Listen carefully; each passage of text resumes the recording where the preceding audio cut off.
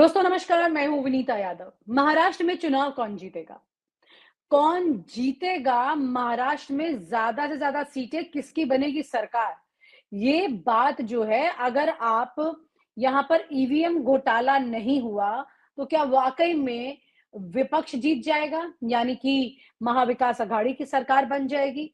और अगर ऐसा हुआ, तो क्या फिर महायुति सामने आ जाएगी? क्योंकि ईवीएम को लेकर के चिंता बहुत ज़्यादा बनी हुई है।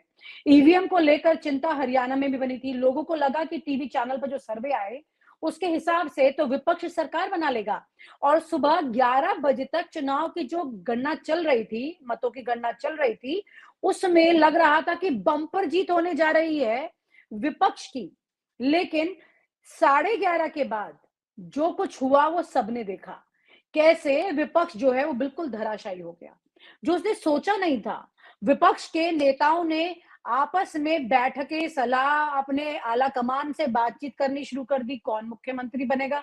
इसकी इतनी ज़्यादा कोशिशें कर रहे थे, इतने अनुभवी नेता औंधे मुँह आके गिर गए। शाम तक उनका चेहरा देखने लायक था, लेकिन ये खेल किसने किया?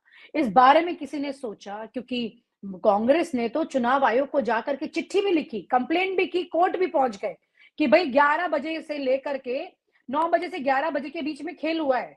और क्योंकि इस बीच में चुनाव के आंकड़े जो है, मतों की गणना जो है, वो साझा नहीं की गई थी आयोग की तरफ से।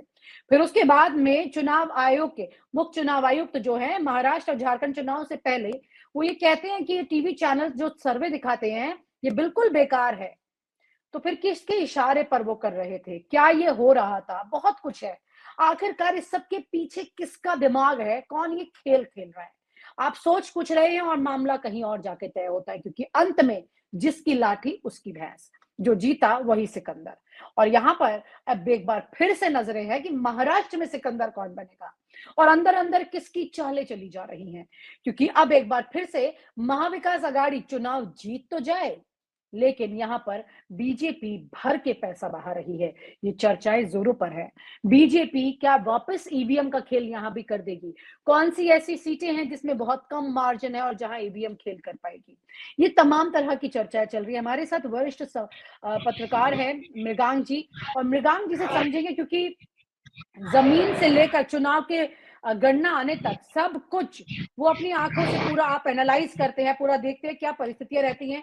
महाराष्ट्र के चुनाव में अगर पैसा और ईवीएम नहीं चली, तो क्या महाविकास आघाड़ी की सरकार चलेगी? मृगांक जी। विनीता, एक दो बातें हैं, पहले मैं वो बहुत क्लियर कर दूं। पहली बात तो ये है कि जब आपसे चुनावों पे मेरी चर्चा हो रही तो याद होगा उस दिन मैं इलेक्शन कमीशन के बाहर ही था और सुबह सुबह आप अपना लाइव शो भी कर रही थी। तब भी मैंने इस बात की चिंता जाहिर की थी कि जो है जो इलेक्शन के जो रिजल्ट्स आ रहे हैं हरियाणा के, वो बहुत धीरे धीरे आ रहे हैं। और शायद इसी बात का संज्ञान जो है विपक्ष ने भी लिया था, कांग्रेस पार्टी ने भी लिया था, और जयराम रमेश ने उस वक्त ट्वीट भी किया था कि ये कैसा हो रहा है कि टीवी पर जो आंकड़ा आ रहा है वो अलग आ रहा है और इलेक्शन कमीशन पे आंकड़ा 2 घंटे बर्बाद आ रहा है। और आपने देखा भी होगा कि जम्मू कश्मीर के रिजल्ट्स तो बहुत जल्दी आ गए थे और जो हरियाणा के रिजल्ट थे वो रात के 11 बजे तक आते ही रहे। और कुछ सीटें तो ऐसी थी जो मतलब कभी 5 वोटों से आगे, कभी 10 वोटों से आगे होती रहे। लेकिन टोटल एनालिसिस करी जाए, अगर महाराष्ट्र और झारखंड की अगर एनालिसिस की जाए, तो कल भी जो आंकड़ा दिखाई दे रहा है, पहले मैं झारखंड पे बोल देता हूँ थोड़ा सा कि झारखंड का जो चुनाव का जो कल जो पोलिंग का आंकड़ा दिखाई दे रहा है वो भी जो है पिछली बार जो है 63.85 रहा था और पहले इस बार 66.86 के करीब उसका रहा है, मतलब 67 आप बोल सकती हैं।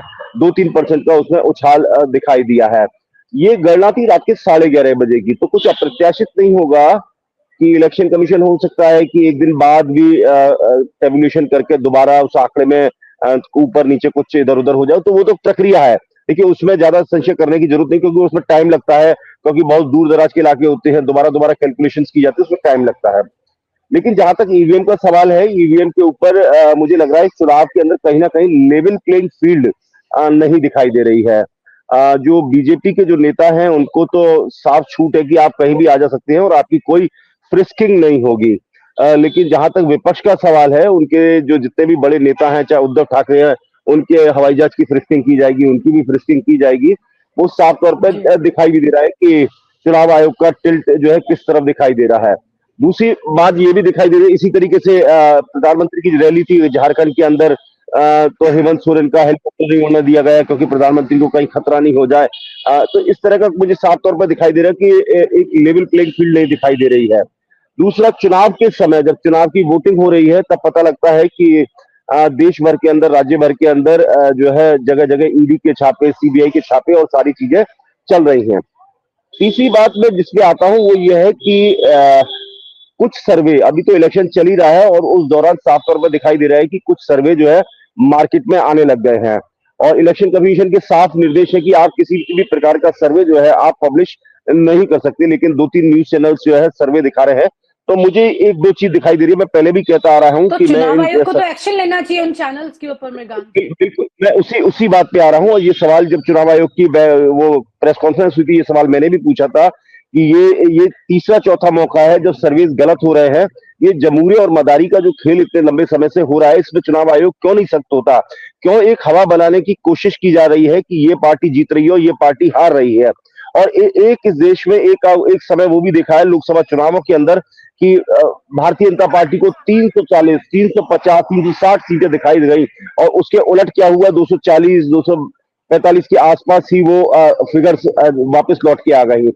आखिर ये कब तक इस तरह का ये खेल चलता रहेगा? क्यों नहीं चुनाव आयोग इस मामले के ऊपर सख्त हो रहा है कि कोई एजेंसी आती है और टीवी चैनल पे डायरेक्ट सर्वे ना दिखा के ये पॉपुलैरिटी वोट कलेक्ट करने की कोशिश की जा रही है कि झारखंड के अंदर बाबूलाल मरांडी बहुत पॉपुलर नेता है और दूसरे नंबर पे हेमंत सोरेन है।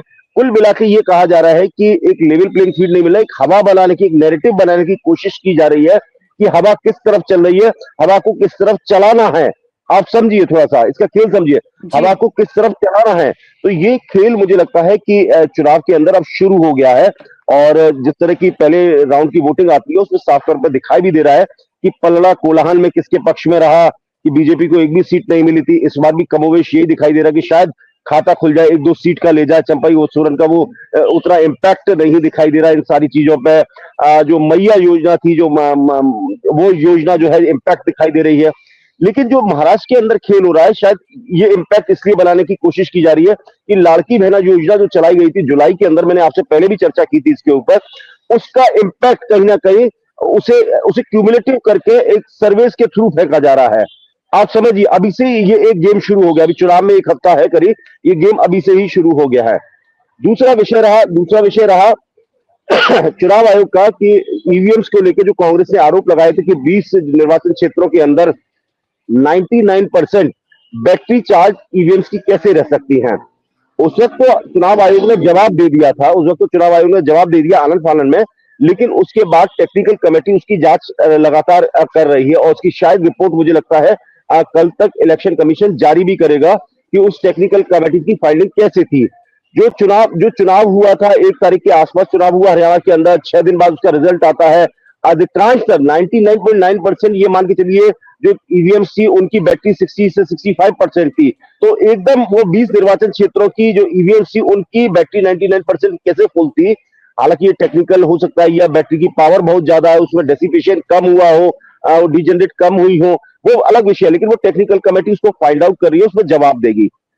इलेक्शन कमीशन पर जो आरोप लग रहे हैं, इलेक्शन कमीशन केवल उस पर सख्त नजर आ रहा है। जो मैं बात कह रहा हूं, mind my words again, election commission पे अगर विपक्ष कोई आरोप लगाता है तो इलेक्शन कमीशन इस बात तैयारी ये कर रहा है, सख्ती से उन सारी चीजों का जवाब देगा वो, और तुरंत जवाब देगा। लेकिन अगर लेवल प्लेइंग फील्ड नहीं मिलेगी, इस पर इलेक्शन कमीशन कोई संज्ञान नहीं लेगा। तो उद्धव ठाकरे जब ये बोलते हैं कि प्रधानमंत्री नरेंद्र मोदी का हेलीकॉप्टर आता है तो आप उन्हें क्यों नहीं चेक करते हैं, तो बात सही है, उनको चेक नहीं किया जाएगा। अगर चेक किया जाएगा तो जैसे उड़ीसा में हुआ था तो उस अधिकारी को सस्पेंड कर दिया गया था। तो साफ तौर पर दिखाई दे रहा है कि आप इन प्रकरण इस तरह से नहीं आएंगे तो हम इस तरह से आएंगे। छापे भी किसकी जगह चल रहे हैं? छापे चल रहे हैं सारे विपक्ष के यहाँ। आप मुझे एक नाम गिना दीजिए झारखंड के अंदर या महाराष्ट्र के अंदर किस बीजेपी के नेता के अंदर जिसका चुनाव चल रहे हैं, जिनके चुनाव हो रहे हैं, किनके यहाँ छापे पड़ रहे हैं, किनके यहाँ फ्रिस्किंग हो रही है, या बीजेपी के नेताओं का देर रात जो मूवमेंट हो रहा है, जिनकी गाड़ियों से काफिलों के साथ, क्या उनकी फ्रिस्किंग की जा रही है? कितने काले बैग उनमें से उतर रहे हैं, कितने काले बैग नहीं उतर रहे हैं, इसका कोई लेवल प्लेइंग फील्ड दिया जा रहा है? नहीं, कोई जवाब नहीं है इलेक्शन कमीशन पे आप डायरेक्ट आरोप लगाइए। हो सकता है मैं और आप बात कर रहे हैं, मैं आरोप लगा रहा हूं इलेक्शन कमीशन पे, हो सकता है इलेक्शन कमीशन संज्ञान ले ले इस बात का और उस पर हमें डायरेक्ट नोटिस जारी कर दे। नहीं, वो ये कर सकता है क्योंकि वो सख्ती दिखाएगा, लेकिन जहां लेवल प्लेइंग फील्ड की बात आएगी वहां पर वो सख्ती नहीं दिखा रहा है इस चीज की। तो साफ ये है कि जो चुनाव हो रहा है उसमें बहुत अलग अलग चीजें मुझे व्यवस्था दिखाई दे रही हैं। दूसरा विषय मुझे और ये भी दिखाई देता है चुनाव आयोग का कि चुनाव आयोग की जो डेटा आएगा, जो डेटा आता है चुनाव आयोग का, जब फाइनल टैली आएगी, उस वक्त मैं हमेशा से कह रहा हूं कि जिस तरह से मैंने पहले भी सवाल उठाए थे, लोकसभा का आया था 11 दिन बाद उन्होंने टैली ज्यादा की थी, इस बार उन्होंने थोड़ा जल्दी उसको करने की कोशिश की है। थोड़ा सा इंतजार करिए, हो सकता है कि जो झारखंड का हो उसमें एक आध परसेंट ऊपर नीचे हो।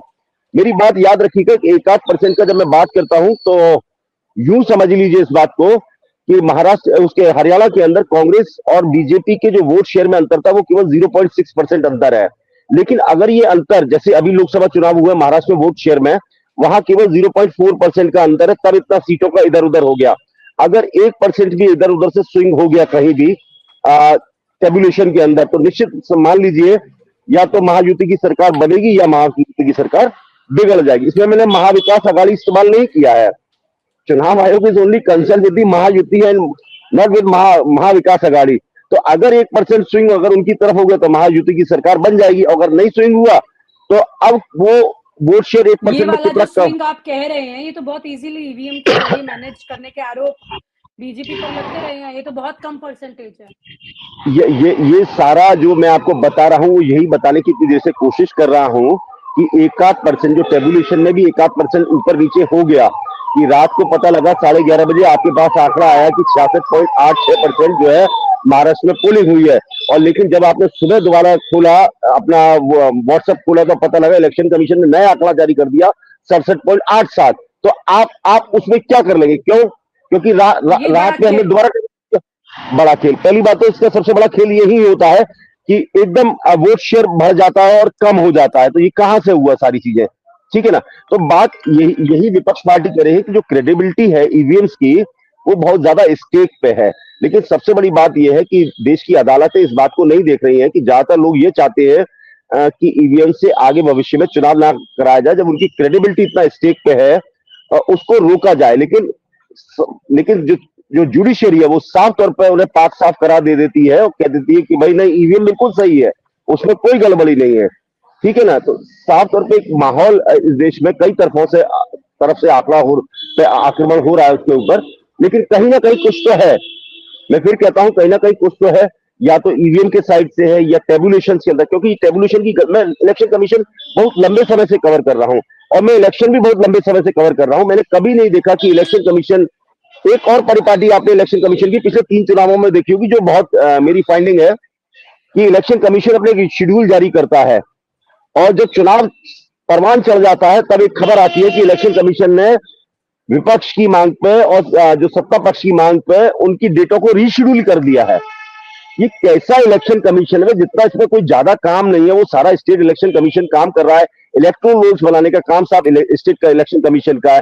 तो इलेक्शन कमीशन क्यों नहीं तय कर लेता कि भाई इस दिन कार्तिक पूर्णिमा पड़ने वाली है, उस दिन जो है गुरु नानक देव का 555वां पर्व है, क्यों बार बार शेड्यूल होता है? सारी इसके पीछे क्या लॉजिक क्या है? या तो आप इतना काम नहीं कि एक महीने के अंदर आप कैलेंडर देख लें, उसमें देख लें कि भाई 14 तारीख को कार्तिक पूर्णिमा पड़ रही है, 16 तारीख को गुरुदेव का। ये तो लोग इवेंट्स भी करते हैं और उसमें 1 मिनट में बिल्कुल हो जाता है।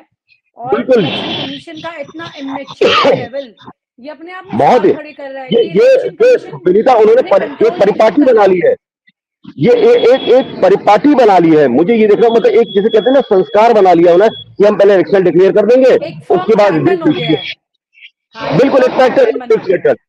बिल्कुल एक फिक्स पैटर्न हो गया है। मुझे लगता है कि इलेक्शन कमीशन जब बैठता है, देखिए 1 महीने में अगर आप कोई इवेंट भी करें ना तो आप ये देखेंगे कि कितने बजे गाड़ी गैस के अंदर जाएगी, कितने बजे वहां आएगी, कितने बजे जो है मिनट टू मिनट का कार्यक्रम होता है। तो इलेक्शन कमीशन का काम ही क्या है? आप मुझे बताइए काम क्या? आप 2 राज्यों को चुनाव कराए हैं जहां डेमोक्रेसी आपकी तरफ देख रही है, पूरी जमहूरियत आपकी तरफ देख रही है और जानना चाह रही है कि आपने जो इलेक्शन शेड्यूल जारी किया वो कम से कम सही तो हो। और इलेक्शन कमीशन इतना संवेदनशील हो गया है कि एक विधायक भी आज की तारीख में पहुंच जाए। कई बार मैंने देखा अभी क्या हुआ कि यूपी में इलेक्शन जो है रीशेड्यूल करके 20 तारीख को कर दिया गया।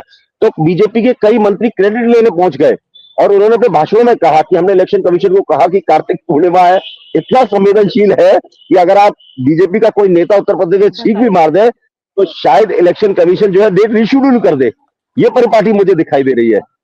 तो ये अपने सारी आप में चीजें बहुत, हाँ, ये मतलब अपने आप में बहुत बिल्कुल चिंता की बात है इस देश में, बिल्कुल अगर ऐसी परिस्थितियां सामने निकलती हैं। और ईवीएम और पैसे का खर्चा, क्योंकि बहुत बड़ी तादाद में पैसा खर्च हो रहा है, पॉलिसीज जो है सरकार द्वारा उसमें भी अच्छा फ्लो किया जा रहा है, क्योंकि जहां जहां बीजेपी की सरकार है वहां तो पॉलिसीज के द्वारा ही मतलब बहुत बड़े तौर पर आप लोगों तक, जैसे हरियाणा में बिना पर्ची वाला जो कॉन्सेप्ट निकाला था, लोगों को नौकरी मिले, उससे कोई खर्चा नहीं, बिना खर्चे मिलेगी पर्ची, अगर कुछ था।